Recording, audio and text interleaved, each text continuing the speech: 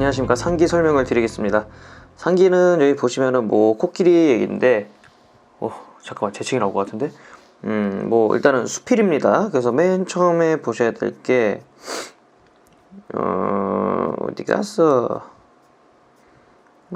요거 여기 있죠. 고전 수필이라고 되어 있는 거. 이거는 아마 평가 문제집에 있으니까 평가 문제집 밑줄 치고 필기를 뭐 하실 분은 더 하시고 아니면은 일단은 외우실 분은 일단 필수로 외워 주시기 바랍니다.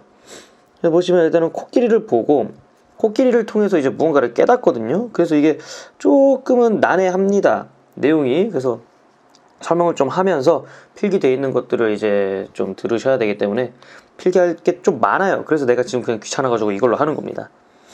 요즘 이제 획일적 이치로 만물을 바라보는 고정관념에 대한 경계인데 코끼리 보고 충격을 받았대요. 처음 뭐 이런 거 있는데 이건 있다고 하고. 자, 일단 알아야 될 거 고전 수필이라는 거. 수필이 뭐 기의 형태도 있고 뭐 전의 형태도 있는데 일단은 이거는 어떤 거를 기록하는 거예요. 기록. 이게 쓸기자고요. 그래서 기록이란 뜻입니다. 이제 뭐 묘사적, 비유적, 교훈적 뭐 이렇게 있고 어차피 수필이기 때문에 교훈은 있습니다. 수필의 특징 중에 하나가 이제 작가가 직접 깨달은 거 있죠.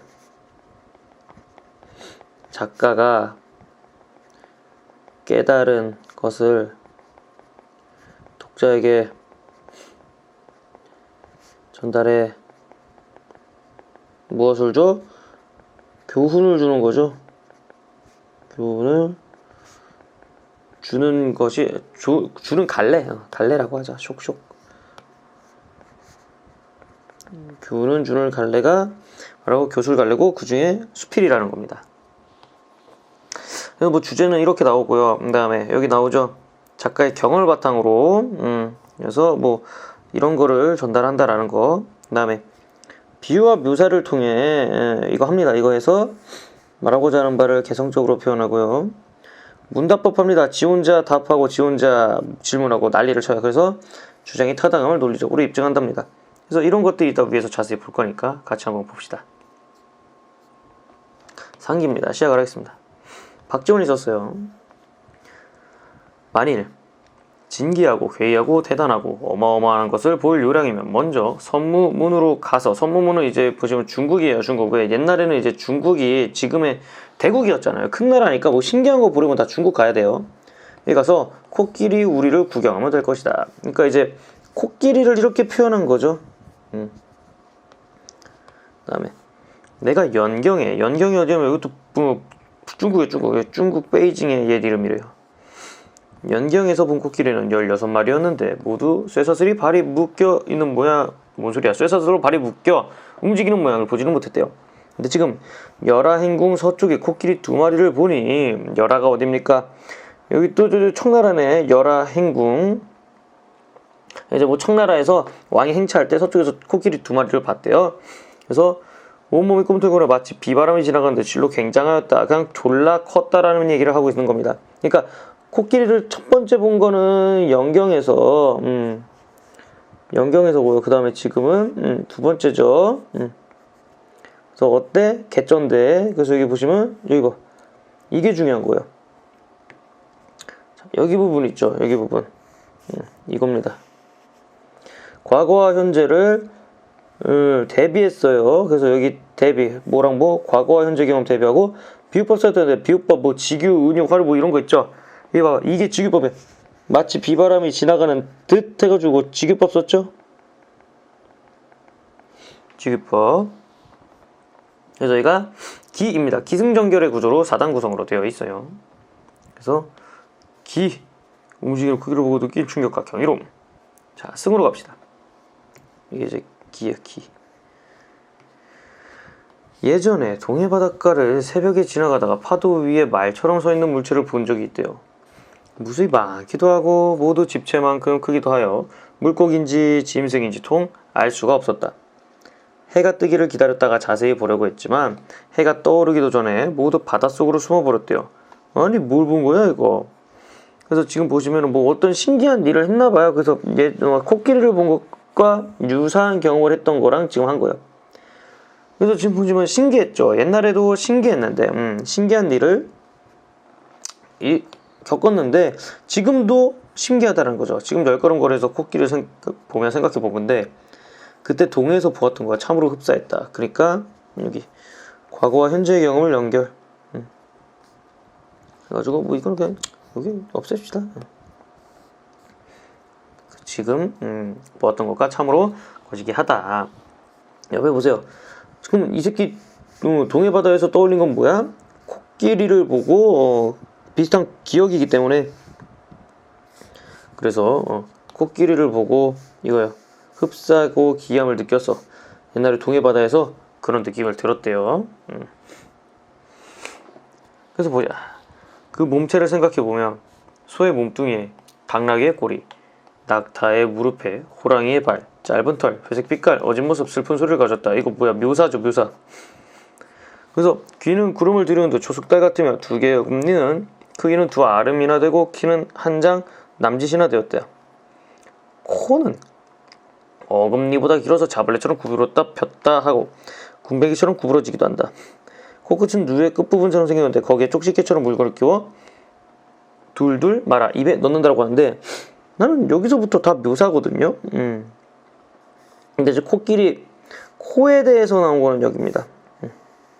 이거는 코 가지고 그러는 거예요. 코. 근데 코를 가지고 이렇게 몇 줄 보시면은 뭐 한 줄, 두 줄, 세 줄에 하니까 나머지는 뭐 어금니 가지고 하고 뭐 털 이런데 코를 엄청 구체적으로 묘사하고 있죠. 코. 그래서 승. 어머나? 왜 빨간 줄이 나와? 코끼리에 대한 상세한 묘사. 얘가 승입니다. 승. 이거 보자. 자, 어떤 사람은 코를 풀이라고 착각하고 다시 코끼리의 코를 찾는데 코가 이렇게 생겼을 거라고는 생각도 못하죠. 그렇지. 야, 옛날 사람들이 코끼리 보면 얼마나 이상할 거야. 어떤 사람은 코끼리의 다리가 5개라고 하고 어떤 사람은 코끼리의 눈이 쥐와 같다고 하지만 그러니까 이거는 이제 뭐야? 잘못 오해를 하고 있는 거죠. 어떤 사람 이렇게 오해를 하지만 이는 되게 코와 어금니 사이에만 집중을 하기 때문에 그런 것이다 라고 얘기를 합니다. 그래서 여기 보시면 이거 아마 다 있을 거예요. 그래서 요거 자 보시면은 코끼리에 대한 묘사가 있습니다. 코끼리에 대한 묘사 이거 필기하세요. 이거 외양에 대한 묘사는 이렇게 하고요. 코와 움직임에 대한 묘사. 그래서 그런 거 한다. 묘사 많이 썼다. 묘사의 방법을 썼다라는 겁니다. 그래서 이렇게 외양은 이런 거에 비유했고 코의 움직임은 이런 거에 비유했다. 밑에 거 이거 꼭 알아두시기 바랍니다. 그래서 계속 할게요. 그래서 어금니 사이에만 집중을 하기 때문에 그런 것이래요. 몸뚱이를 통틀어 가장 작은 놈을 가지고 보기 때문에 엉뚱한 오해가 생기는 거랍니다. 그래서 이게 바로 뭐야? 이게 성급한 일반화의 오류예요. 그러니까 아니 씨 보시면은 여기 봐봐. 어떤 사람은 눈이 쥐와 같다고 한대요. 그러니까 야 눈이 쥐 같은데? 아니 그러니까 몸집이 더럽게 큰데 눈이 코딱지만 하니까 그렇게 생각하는 거다. 쥐는 아니다 라는 거죠. 그래서 봐봐. 여기 대체로 여기 부분 있죠. 대체로 코끼리의 눈은 매우 가늘어서 마치 간사한 사람이 아양을 떨 때 눈이 먼저 웃는 것처럼 보인다 라고 하는데 이게 코끼리의 부정적인 관점이에요. 이게 봐봐. 나오죠. 보편적인 인식은 코끼리를 부정적으로 본대요. 왜? 눈이 가늘어서 간사한 사람 같다라는 거죠. 하지만 사실은 뭐다?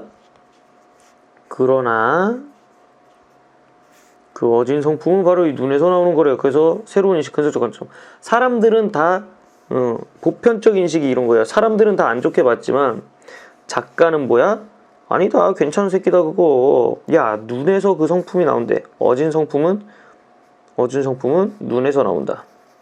라고 얘기를 하고 있죠. 그래서 이제 얘기를 해줄 겁니다. 코끼리 코에 대한 일화예요.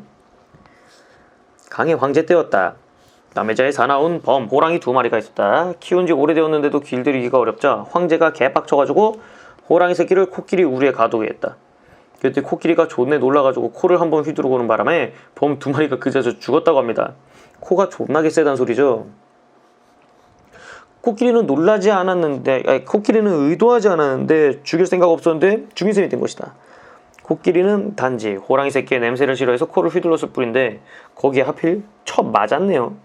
그럼 뭐야? 코끼리는 억울한 누명을 쓰고 있다는 거죠. 그러니까 의도하지 않았다. 라는 겁니다. 그럼 이 얘기 왜 했을까요? 해보세요. 이후 본질에 관한 논의를 시작하기 위해서 빌드업 친 거죠. 세상 사람의 사물 중에서 털끝만한 작은 것들과 하늘에서 그 근거를 찾는다라고 합니다. 그러니까 이제 통념이죠. 이게 그 우리 통념, 일반적인 생각이라는 소리입니다. 통념이. 그래서 여기 하늘의 이치에 대한 일반적인 통념, 모든 사물의 근거는 하늘에서 찾는다고 합니다. 그래서 모든 근거를 하늘에서 찾아. 그러나 하늘이 하나하나 어찌 이름을 지었겠는가? 형체로 말하자면 천여, 성정으로 말하자면 건여, 주재하는 것으로 말하면 상제요, 오묘한 자격으로 말하자면 신이라 하니 그 이름도 다양하고 일컫는 것도 제각기이다. 그러니까 뭐야? 야, 이 부분 하늘이 만들었다고? 근데 봐봐, 하늘이 만들었다면서 근데 이름이 왜 이렇게 다 다양해? 모든 사물의 근거를 하늘에서 찾는다는데 결국 하늘조차 다양한 이름으로 지금 불리고 있어요. 그렇기 때문에 그러면 하늘 이름 봐봐. 천, 건, 그 다음에 상제, 그 다음에 시, 이러면서 여러 개로 말하니까 하늘에서 근원을 찾아? 이건 좀 뭔가 이상하다라는 거죠. 그 이름도 다양하고 일컫는 것도 제각기이다. 또 이와 기를 화로와 풀무로 삼고 만물을 두루 펴내는 것을 조물이라고 하니 이는 하늘을 마치 솜씨 좋은 장인으로 보고서 그와 망치와 끌, 도끼와 칼 등으로 조금도 쉬지 않고 일한다고 생각하는 것이다 라고 합니다. 이 말이 뭐야? 하늘이 모든 것을 만든다라고 사람들이 생각하는 건데 이거 잘못됐다라는 거죠. 그러니까 이 사람은 아니라는 거예요. 박지원은 그게 아니지 않을까라고 새롭게 다시 봅니다. 그러니까 주역에 이르기를 하늘이 혼돈에서 만물을 만들었다라고 하였다. 혼돈이란 그 빛이 검고 모양은 흑비가 내리는 듯하여 비유를 하자면 새벽이 되었지만 아직 해가 뜨지 않은 때 사람이나 사물이 분별되지 않은 상태와 같다라고 합니다. 그래서 이게 주역에서 혼돈이라는 걸 알려준 거예요, 그냥. 그래서 하늘이 만물을 만들 때 뭔가 새벽은 왔지만 그러니까 이제 시간은 됐는데 해가 안 떴대요. 나는 알지 못하겠다. 캄캄하고 흑빛 자욱한 속에서 하늘이 어떤 물건을 만들어 냈을까? 그러니까 이제 뭐야, 시꺼먼데 어떻게 하늘이 뭘 만들어 라고 얘기를 하는 거죠. 이 부분 밑줄 치고 쓰세요. 그래서 국수집에서 보리를 가면 작거나 크거나 가늘거나 굵거나 할 것 없이 뒤섞여 바닥에 졸라 쏟아집니다. 무릇 맷돌의 작용이랑 도는 것일 뿐이니 가루가 가늘거나 굵거나 무슨 의도가 있었겠는가. 그러니까 뭐야, 하늘이 만들 때도요, 하늘이 우리를 만들 때도 국수집에서 보리 갈고 그냥 아무거나 우르르르르 섞듯이 하늘도 우리를 막 그냥 막 만들었다라는 거야. 그러니까 의도가 없다라는 거예요. 그래서 자, 이 부분은 좀 하자, 정리를 하자. 밑에 있나? 여기다 적어주시면요, 하늘이 보리 이야기도 해야지. 보리. 그래서 자, 국수집에서 자, 보리의 크기에 관계없이 보리 크기에 관계없이 뒤섞어서 사요.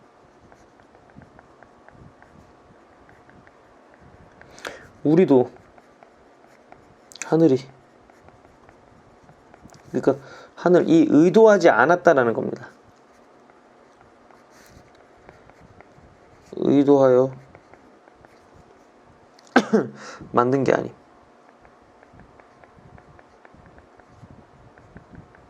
그러니까 하늘은 무언가를 의도해서 만들지 않는다는 겁니다. 그런데 사람들은 뿔이 있는 것에는 윗니를 주지 않았다. 이는 마치 사물을 만들어서 빠뜨린 게 있는 듯 여기는 것이 잘못된 생각이다. 그러니까 이제 뿔이 있는 것에는 윗니를 주지 않는다. 하늘이 생각을 하고 의도해서 만들었다는 거죠. 그런 게 아니라고 계속해서 얘기를 하는 거죠. 그래서 봐봐, 이제 문답하니까 여기가 이제 지 혼자 그냥 쏠랑쏠랑 하는 부분이에요. 그래서 여기서부터 감히 묻는다. 그래서 뭐 이렇게 쭉쭉쭉쭉쭉쭉쭉 하면서 이제 뭐야, 어디까지야 이거. 어쨌든 여기가 이제 문답법 통해서 하는 거 시작이에요. 감히 묻는다면서 지가 지한테 졸라 물어봐. 가보자. 이빨을 준 건 모두 누구인가? 사람들은 대답하리라. 하늘이 주었다. 다시 묻는다. 하늘이 뭐 때문에 이빨 주었냐? 씹게 하려는 것이다. 그럼 다시 이렇게 물어보자. 3으로 씹도록 한 것은 무엇인가? 그게 바로 이치이다. 새나 짐승들은 손이 없으므로 반드시 불이나 주둥이를 구부려 땅에 대고 먹을 것을 주하지요. 그러므로 학과 같이 다리가 긴 새는 목을 길게 만들 수밖에 없다. 그러니까 다 의도를 했다는 거죠, 하늘이. 그래도 혹 땅에 닿지 않을까 염려하여 부리를 길게 만들었다.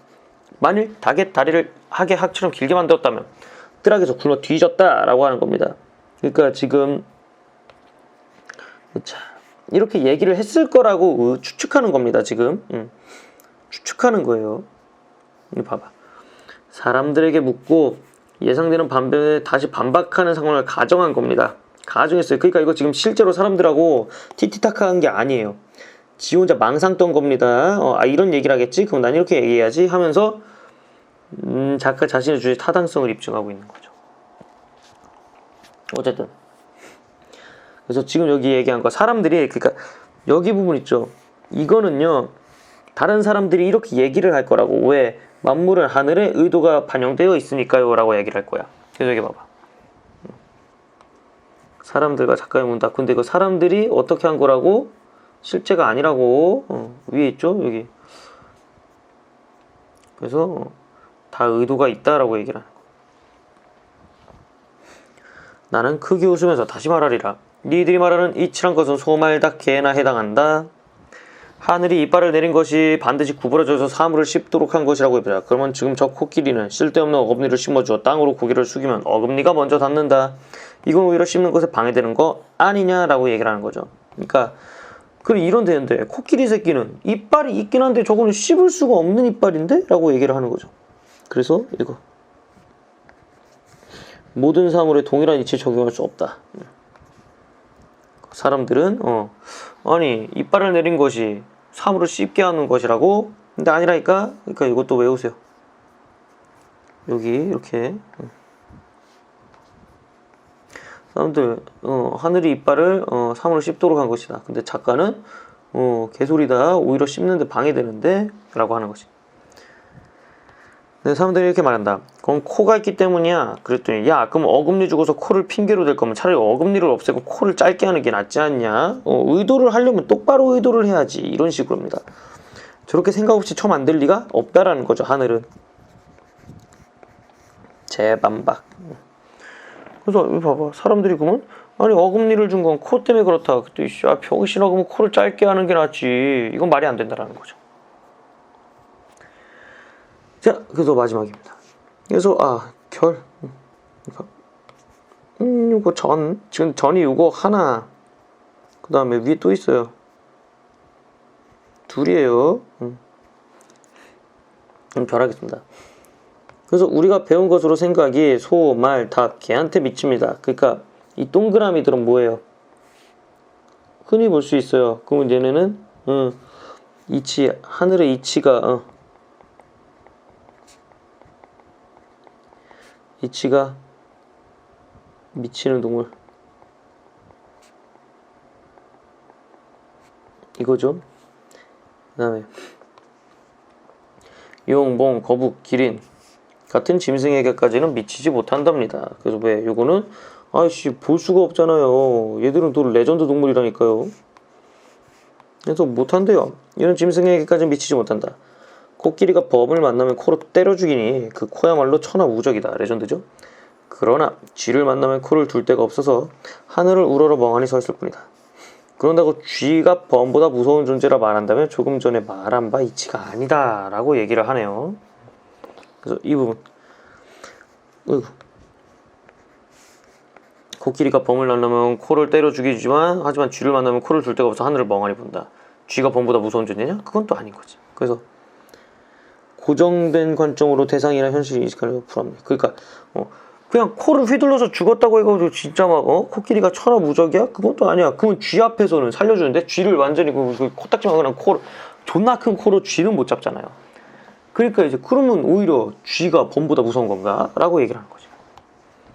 대저 코끼리는 눈에 보이는 것인데도 그 이치를 모르는 것이 이와 같다며 하물며 천하만물이 코끼리보다도 만배나 더한 것인데 그러니까 우리가 모르는 것이 이렇게나 많은데 그러므로 성인이 옛날에 성스러운 그 똑똑한 사람들이 주역을 지을 때 코끼리 상체를 취해 지은 것도 만물의 변화를 탐구하려는 까닭이었으리라 라고 하면서 얘기를 합니다.